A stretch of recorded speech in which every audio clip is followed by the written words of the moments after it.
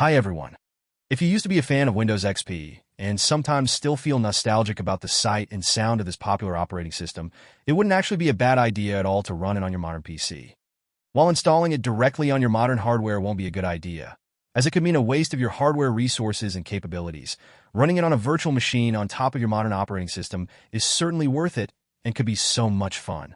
As in my case here, I run it on top of Windows 11, and it works great just like running it directly on a real hardware. I can access the internet, access my USB flash drive from this virtual machine, access any folder on my Windows 11, as well as easily drag and drop files from my Windows 11 to Windows XP, although from my experience the reverse hardly works. And because Windows XP hardware requirements are so low relative to the modern hardware, it feels light and fast, even though it runs on a virtual machine. As you can see here, the virtual machine consumes very minimal hardware resources, just like running a regular application. So in this tutorial, I'm going to show you how you can install Windows XP on a virtual machine and make it fully functional like mine here. But before I proceed with the tutorial, to avoid any confusion about the technical terms I use later, let me first quickly explain two basic terms in the virtualization technology. Your PC's current operating system, where the virtualization program and the virtual machine will run on, will be referred to as the host operating system. For my case, the host is Windows 11 24H2. On the other hand, the operating system running on the virtual machine, in this case is Windows XP, is referred to as the guest operating system. Alright, let's just get started. So the first thing you need to have is a virtualization software for creating a virtual machine on which will run Windows XP. For my demo setup I showed earlier, I used Oracle VirtualBox, which is a free open-source virtualization software developed by Oracle Corporation. So click the link to the official VirtualBox download page on this video's description, and you should be brought to this web page. Then download the appropriate package for your current operating system. For my case here, I'll click Windows Hosts. You also need to download the latest VirtualBox extension pack, so just click Accept and Download to download it. In addition to this extension pack, if you want to install VirtualBox on a Windows PC, you may also need to have Python Core Win32 API installed on that PC. Although it is optional, I would recommend that you install it to get the full capabilities and power of VirtualBox. If you don't install the Python Core Win32 API, you will get this warning message during the VirtualBox installation. But you can still proceed with the installation and your VirtualBox will still work just fine, except for some advanced features. For this tutorial, I will install the Python Core Win32 API first, before installing VirtualBox. So go to the Python download page by clicking the link on this video's description, and then click Download Python 3 to get the latest Python installer.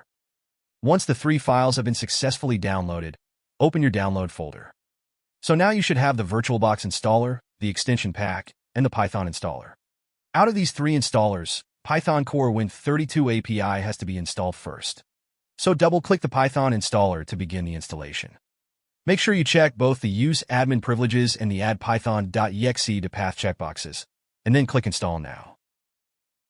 Once done, click Close, and then open the command prompt as an administrator. On the command prompt, type this command line, and then press Enter. If upon successful installation, Python installer says there is a new update for the Python Core Win32 API, simply follow the instruction to install the latest update. Once the Python Core Win32 API is successfully installed, restart your PC for the new API to take effect. Alright, so after restarting the PC, we are ready to proceed with the VirtualBox installation. Open your download folder again, and double-click the VirtualBox installer to start the installation.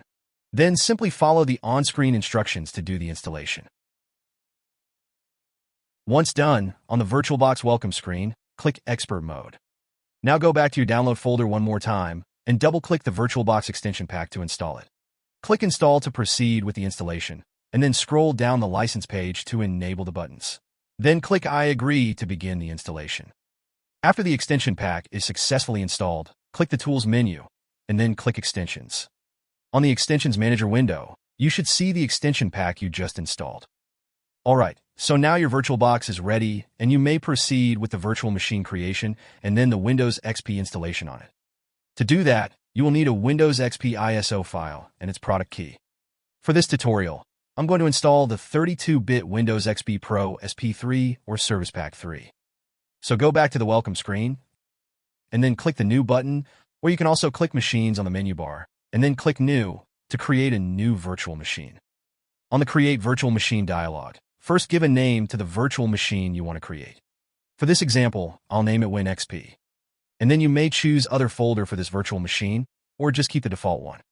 After that, under ISO image, click the down arrow, and then click Other. Look for your Windows XP ISO file, and then click Open. Leave the selected type and version, and then check the Skip Unattended Installation checkbox. With the unattended installation option turned off, we're going to install this Windows XP in the normal way, where we go through each step and answer the setup questions manually. And then for the hardware configuration of this virtual machine, you may keep the default values or change them to your preferences.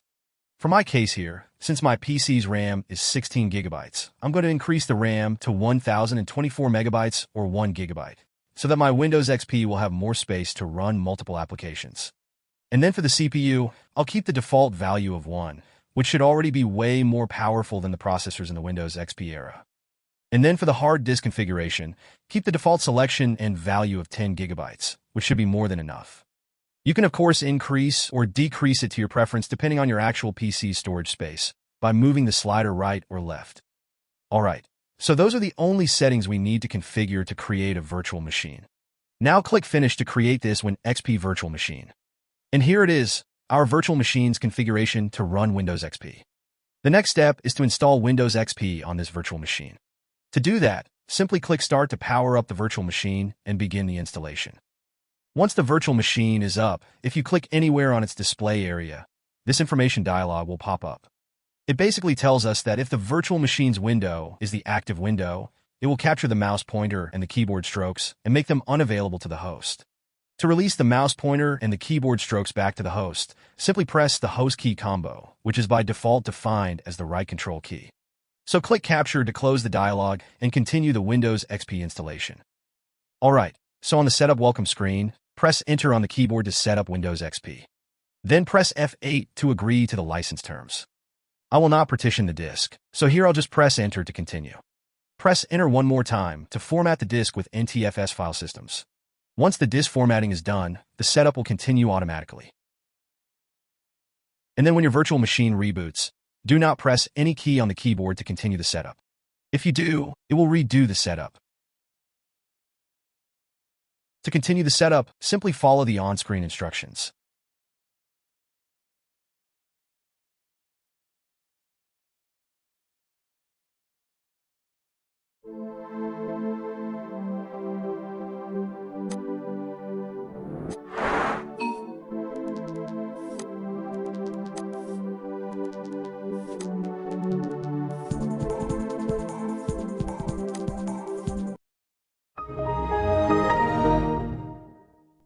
Alright, so here it is, Windows XP running on a modern computer via a virtual machine. But we are not done yet. As you can see here, if I set the virtual machine's window to full screen mode, the Windows XP desktop does not automatically change to full screen mode. To enable the guest operating system's full screen mode, and also other important features like host USB device access, shared folders and clipboard, and drag and drop between the host and the guest, we will need to install the guest editions on this Windows XP. To do that, click Devices on the virtual machine's menu bar, and then click Insert Guest Edition CD image to mount the image to Windows XP. After that, open My Computer, and then double-click the mounted CD image to install the guest editions. This may take several minutes, so please be patient. Once done, reboot the Windows XP machine.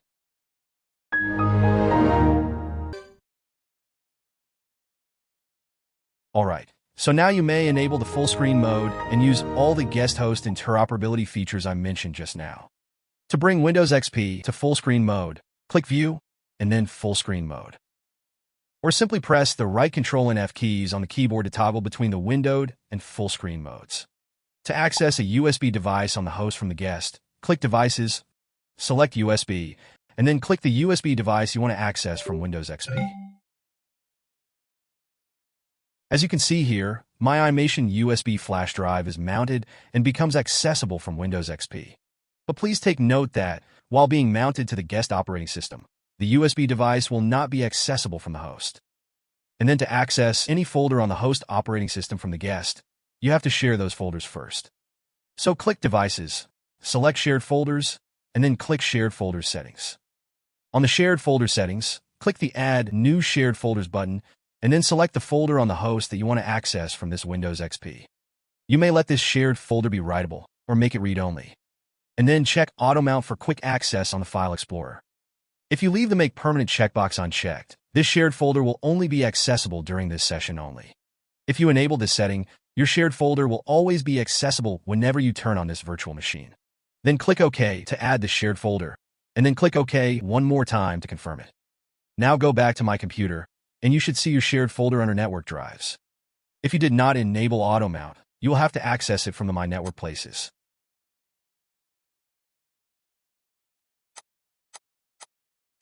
Alright, the next thing is to enable the shared clipboard and the drag and drop and features. To enable the shared clipboard, click Devices, and then select your preferred share direction or mode. You can repeat the same steps to enable the drag and drop between the host and the guest. So now I can easily copy any file from the host to guest and vice versa. Alright, so that's how easy it is to set up Windows XP on a virtual machine. I hope you find this tutorial useful, and thank you for watching.